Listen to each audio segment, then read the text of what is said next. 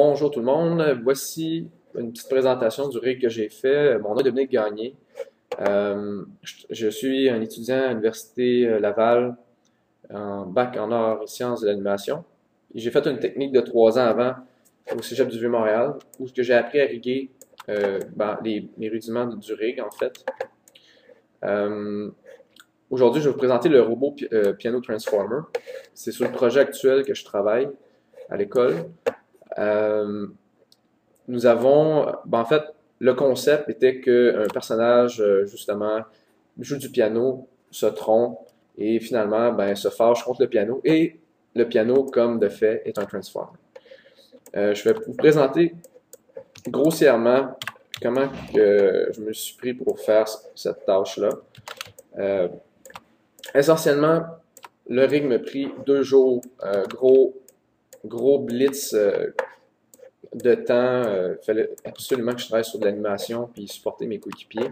Je suis un peu comme le helper, celui qui fait de l'animation, celui qui fait du rig, puis qui fait un peu des rendus. Bon, on va commencer par, dans tous mes rigs que j'espère faire, c'est justement le end follow, feed follow. Ça veut dire que si je le mets à 0, je rotationne le torse. Le torse, en fait, les mains ne suivent pas le torse. Ici, si je le mets à 1, là, mes mains vont suivre le torse, comme du monde. J'ai travaillé aussi un peu sur les épaules. Mettons, je ferai une rotation des épaules.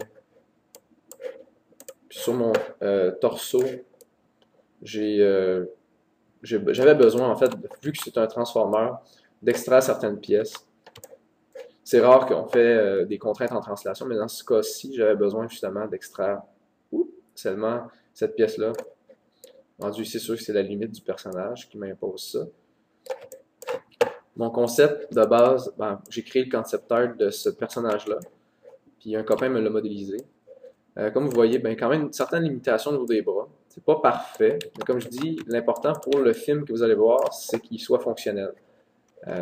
Sur chaque icône ici, le personnage n'a pas été rigué avec un high key spline handle, comme vous pouvez le voir.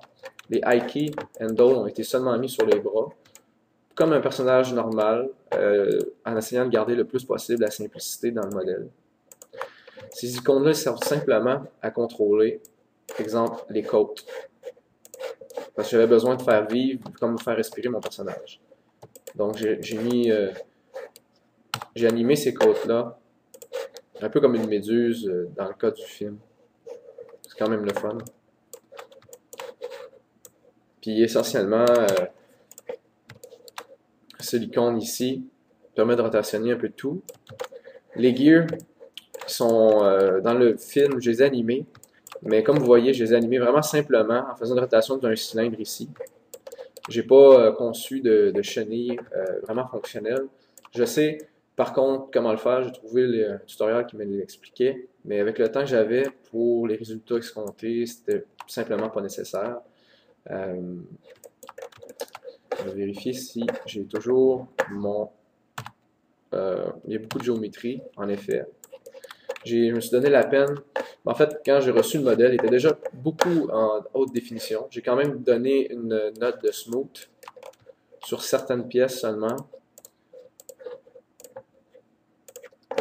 Puis la note de smooth se trouvait sur mon modèle ici, sur le master.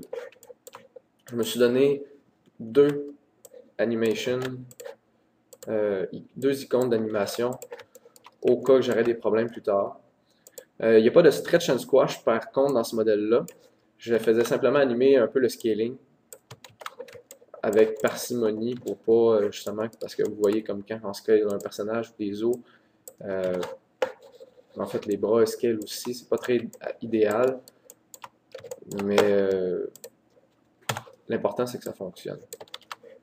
Ici j'ai le IKFK, exemple, qui est fonctionnel.